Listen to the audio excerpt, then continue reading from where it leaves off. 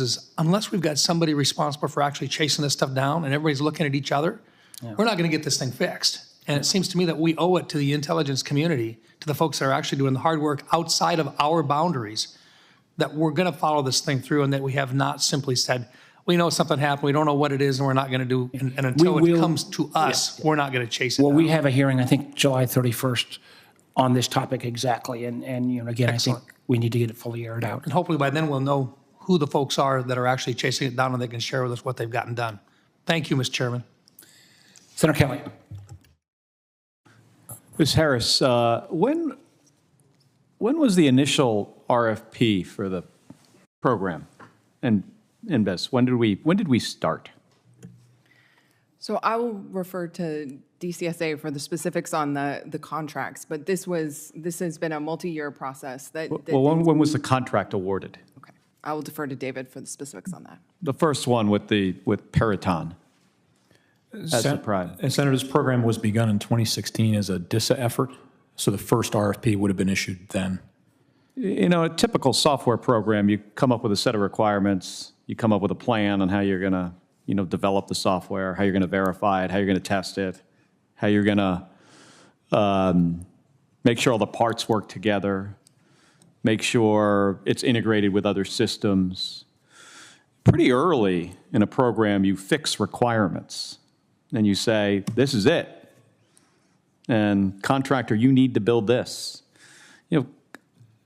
Software acquisition often goes, one of the ways it can go kind of sideways on you is if you keep changing, the requirements.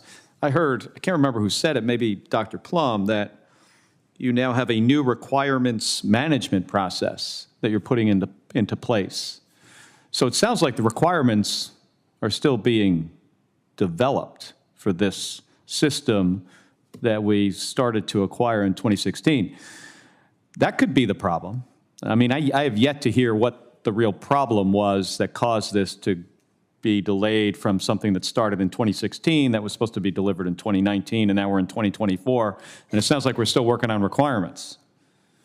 Let me ask one question. The other possibility, or maybe it's a combination of a few things. I think somebody mentioned production challenges and difficulties and requirements was thrown out there, is the contractor.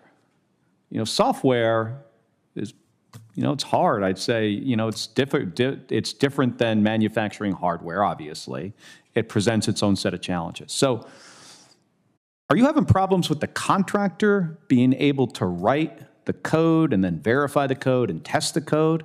Or is it the thing I started with, which you keep changing the requirements and they can never catch up? So I'll start with the requirements, and then I'll defer to David on the specifics on the engineering. I think when you hear us talk about the requirements process, what we have is, for something like this, we're getting real-time user feedback. The federal customers are using it. There are things that will need to be integrated into future development cycles.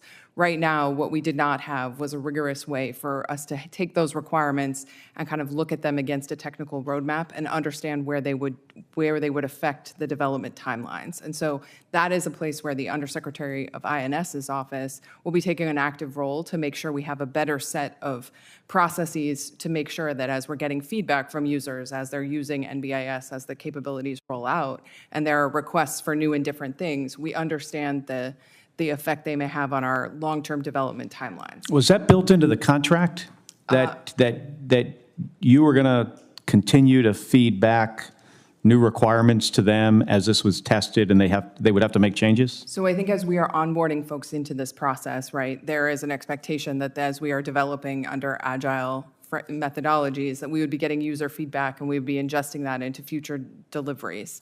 I think what we did not have was a really mature infrastructure to kind of translate government requirements into technical requirements, as Dr. Plum mentioned. And so that's a key finding from this 90 days, is we need to get more rigorous around that. The overall requirement is Trusted Workforce 2.0.